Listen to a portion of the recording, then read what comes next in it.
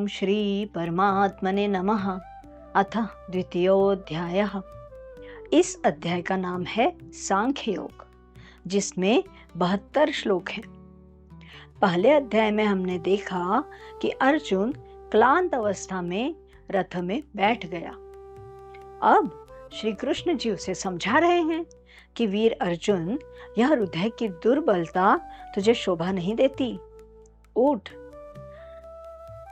गीता का सारा उपदेश गुरु शिष्य संवाद के रूप में है। श्री कृष्ण जी गुरु और अर्जुन शिष्य, इसलिए हम श्री कृष्ण जी को आप और अर्जुन को तू कहकर संबोधित कर रहे हैं। अब अर्जुन नई समस्या खड़ी करता है कि भीष्म, पितामह और द्रोणाचार्य जी मुझे पूजनीय हैं, मैं उन पर बाण कैसे चलाऊं?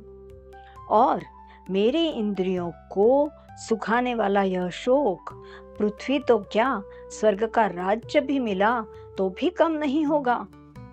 मैं आपका शिष्य हूँ, मेरे लिए श्रेय प्राप्ति का क्या साधन है यह बताइए। मैं युद्ध नहीं करूंगा। फिर भगवान सांख्य ज्ञान यानी आत्मा का अविनाशित्व समझाते हैं। जन्म के बाद मृत्यु और फिर जन्म, यह चक्र चलता रहता है। जिस तरह वस्त्र जीर्ण होने पर मनुष्य वस्त्र बदलता है, उसी तरह आत्मा नया देह धारण करती है। इसलिए तुम्हें शोक नहीं करना चाहिए। देखिए, न्याय रक्षण करना क्षत्रिय का कर्तव्य है और अर्जुन न्याय रक्षण करने के लिए युद्ध क्षेत्र में आया था। कौरवों ने पांडवों के प्रति अत्यंत दुर्भावनापूर्ण व्यवहार किया। राज स्त्री तक सुरक्षित नहीं थी, तो वहां प्रजा की क्या अवस्था होगी। इसलिए भगवान कहते हैं, युद्ध कर। युद्ध करने से तुझे पाप नहीं लगेगा। फिर कहते हैं, बुद्धि योग के द्वारा बुद्धि को निश्चयात्मिका यानी स्थिर रख, जिससे तू कर्म के बंधन से छूट जाएगा। हम भी अक्सर यह करें या न करें की स्थिति में पहुंच जाते हैं। तब उचित क्या है, यह समझकर उसे करवाना ही समाधि में स्थित बुद्धि का काम है। समाधि यानी चित्त के समत्व की अवस्था। फिर कहते हैं, तेरा कर्म पर अधिकार है, फल पर नहीं। फल परिस्थिति पर निर्भर करता है, हमें इसे ध्यान में रखना है। परंतु अगर फल की शाश्वती ना हो तो हम कर्म करना ही नहीं चाहते। इसलिए भगवान कहते हैं कि हमें आलस्य से संग भी नहीं रखना है। अर्जुन, सुनी सुनाई बातों से अलग होकर जब तेरी बुद्धि स्थिर होगी, तब तू योग प्राप्त करेगा।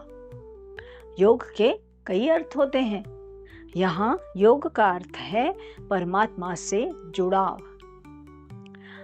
अब अर्जुन को शंका आती है कि स्थिर बुद्धि की अवस्था जिसने प्राप्त की है, उसे कैसे पहचाना जाए। फिर भगवान ने बहुत सुंदर तरीके से स्थित प्रज्ञ के लक्षण समझाए हैं। स्थित प्रज्ञ दुखों से उद्विग्न नहीं होता और सुखों की स्पृहा यानी तीव्र लालसा भी नहीं रखता। राग, भय और क्रोध से छूट जाता है। हमें तो जीवन के पट में दुखों के धागे अधिक और सुखों के कम नजर आते हैं, क्योंकि हम दुखों को पुनः पुनः याद करते हैं। देखिए, गेहूं इत्यादि अनाज बीनने के बाद हम उसमें के पत्थर, कचरा फेंक देते हैं। वैसे ही अगर हम दुखों को फेंकना सीख जाएं, तो हमारी जिंदगी थोड़ी आसान हो जाए।